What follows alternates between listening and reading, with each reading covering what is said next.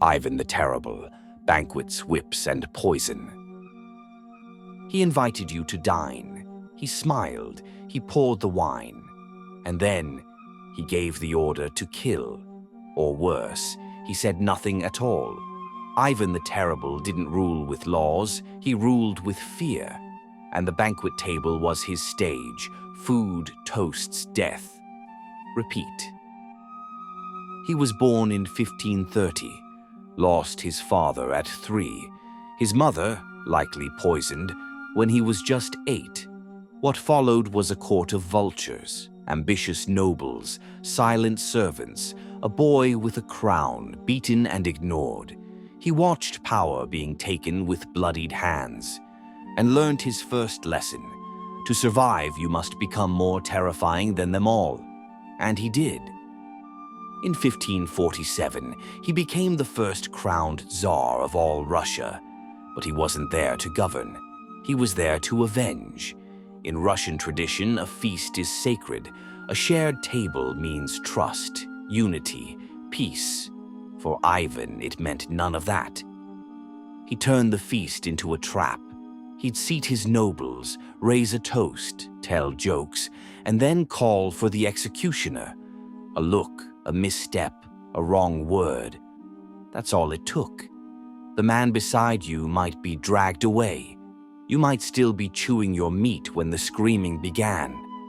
It wasn't madness, it was design. Ivan didn't lash out, he orchestrated.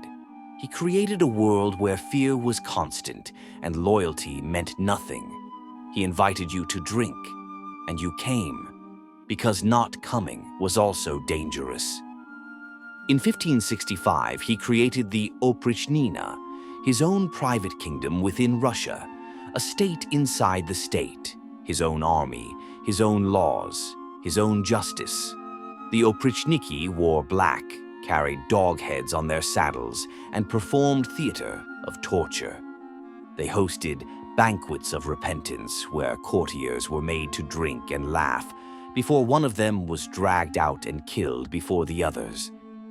Fear wasn't a side effect of power. It was the power.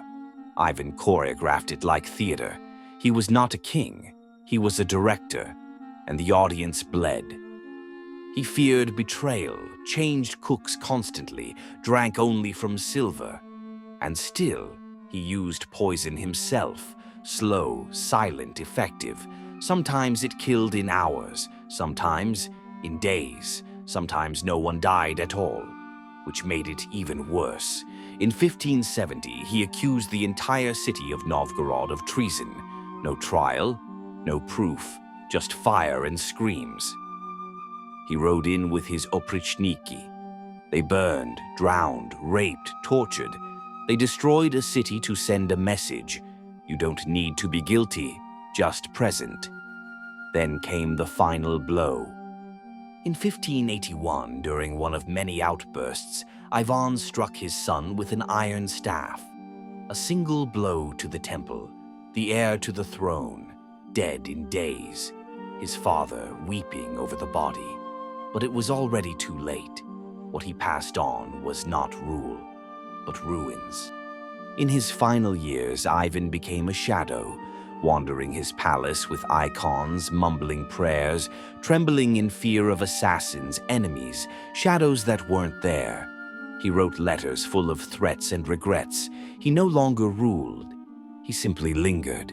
He left behind no order, no legacy, only silence, and a nation trained to obey through terror.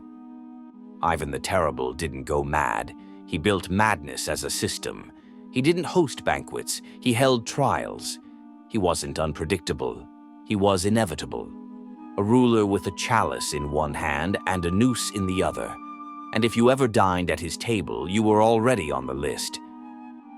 So tell us, is fear an instrument of rule, or just the mask of weakness? Leave your thoughts in the comments. Let the debate begin. And if you want more dark history, raw, brutal, and unfiltered, like the video, subscribe to the channel and step deeper into Crown and Vice. History never tasted so bitter.